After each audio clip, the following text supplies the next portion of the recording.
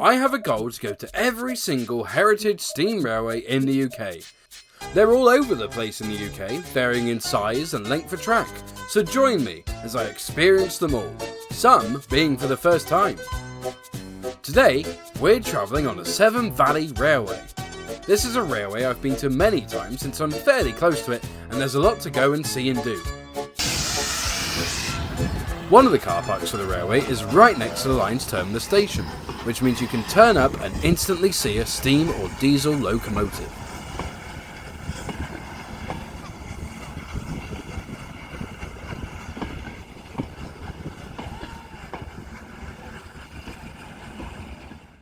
Adjacent to the station are various sidings, showing off and storing pieces of rolling stock. The station itself used to be a goods yard, originally serving the pre-grouping companies that built the railways in the area. The lines around Kidderminster became owned by the Great Western Railway. When the Severn Valley Railway came along in the preservation era, they wanted a station of their own at Kidderminster. So, the goods yard was ripped up and the station was built in 1980 to recreate a typical 1900s Great Western Railway styled railway station. It's one of my favourite stations just because of how clean it looks and the size of it. This station also has the first of many little museums along the line, which lives in the GWR storage building and water tank from 1878. In the museum, there's lots of bits and bobs where you can learn about more things like controlling signals, how fog was dealt with, and even having a go at switching points. Kidderminster is a terminus station, meaning it's the last or first station of your journey. This means you can also see engines filling up in water and getting ready for the journey up the line. This is where I always start my journeys on the line.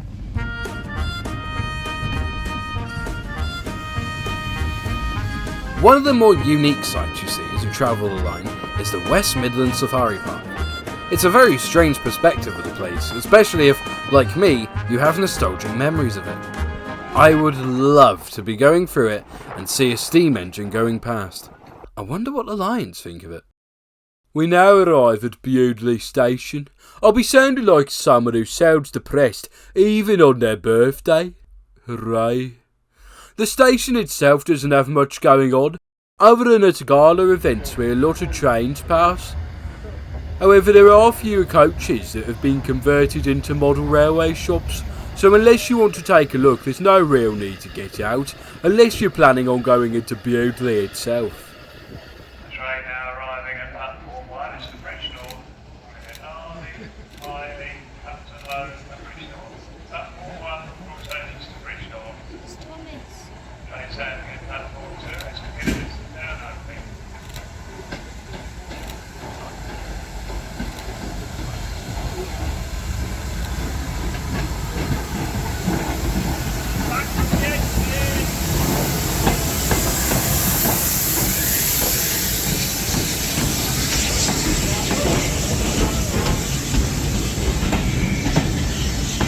Onwards we go, past a railway crossing with no barrier, which is unusual. They must really trust the people here not to chance it with a train. Next up is a halt. Although I've never really understood why railways bother with these in modern times, since most people have cars, and I'm not sure why you'd want to use the train to walk to Northwood. Sorry, Toby. One of the prettiest sights as you go past is the Trimpley Reservoir. There's something I just find pretty about these huge open water spaces. Well, unless you're in London, then it's full of Schiftkopf, Ivor would say, as we make our way towards Arley, over the bridge and the River Severn. That's green. Oh. Anyway, here we are. Arley has been a part of the SVR since the railway was built in 1862. Again, apart from a few shops and a quaint little pub just down the hill from the station, there's not a great amount of reason to get out of the station. But again, it's a great place to watch trains go by, and there's a cafe in case you get thirsty in the meantime. So if you've got time to kill and want to go train spotting, I'd say this station is probably your best bet. This station is most famously known for appearing in TV programmes like Edna Holmes and Oh Dr. Beeching. I've not watched either show, so to me it doesn't mean a lot. But if it does to you, that's another reason to explore this station. And we're off again. This time to Highley. Highley has gone through the least changes since it was built for the rest of the railway. So the station building itself is great for if you want a view into the past. However, the best part of the station is found by travelling up the hill to the visitor centre. The engine house is another one of the museums of the railway, with various artefacts, locomotives and rolling stock that are awaiting restoration. There are so many things to do, it will easily take you over an hour to see it all. There is information about the railway's construction, including the fact it was made to replace canal boats, which were slow and unpredictable due to the River Severn. How in 1863 it was taken over by the Great Western Railway, and the main people who helped build it. And of course, what museum would be complete without a creepy man standing in the corner next to the interactive bits for kids, which are, to be honest, quite fun, even as an adult.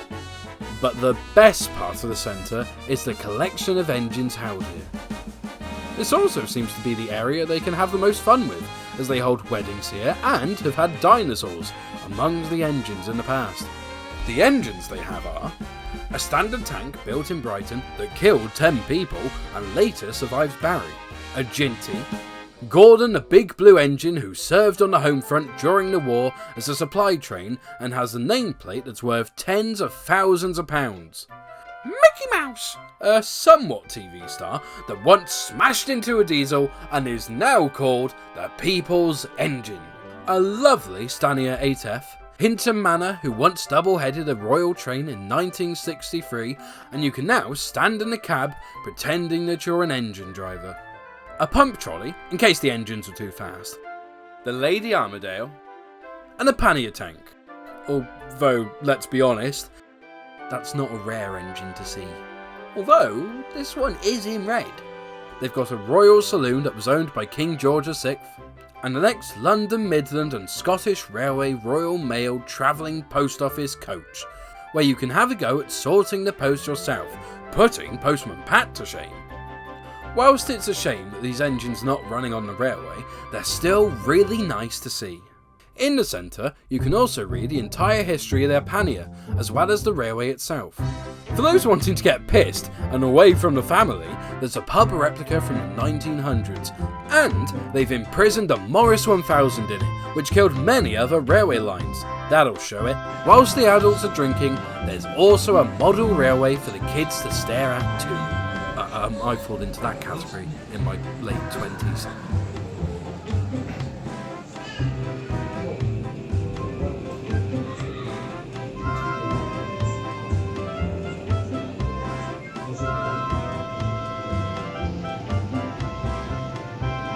At Highley, there's also a really nice viewing platform, which you can watch trains going by from before continuing your journey.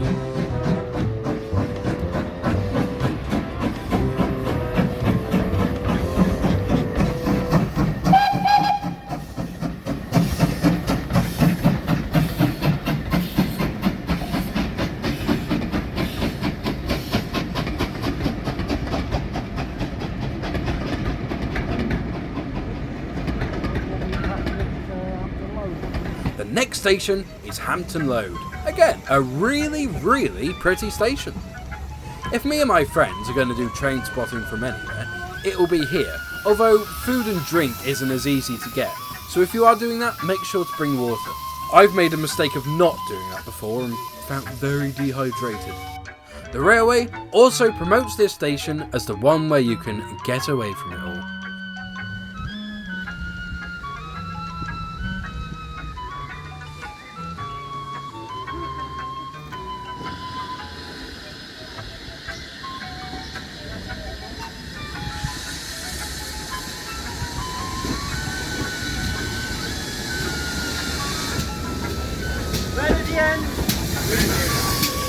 In recent times, of 2025, it is here between Hampton Road and the final station of Bridge North that the Severn Valley Railway has suffered a landslide and a bridge collapse. Luckily, with support from various donations and volunteers, they're preparing to rebuild the bridge and embankment, which will allow trains to once again cross this section of the route. The final station on the line is Bridge North, which has another pub, which makes me wonder if you could do a pub crawl here by going back and forward on the trains. It also has the locomotive works, although you can't go in. They don't want poor Timmy to cut his nose off.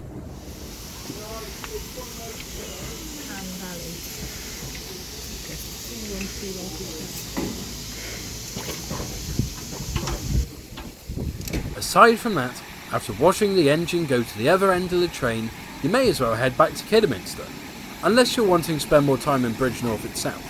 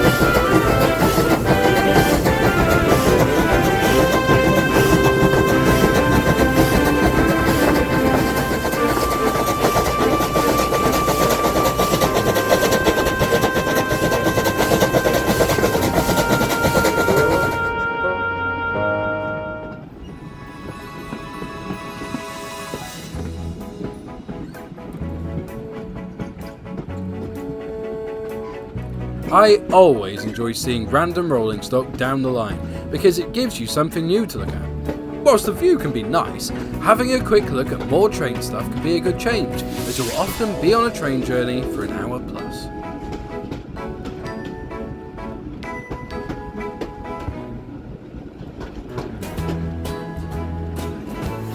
And here we are back at Kidderminster. Although this was filmed in 2023, so you may not be able to join the full line with the bridge out, I hope this video gives you an idea of what to expect at the SVR. It's one of my favourite railways because it's so pretty and there's a fair amount of stuff to do with a nice long run.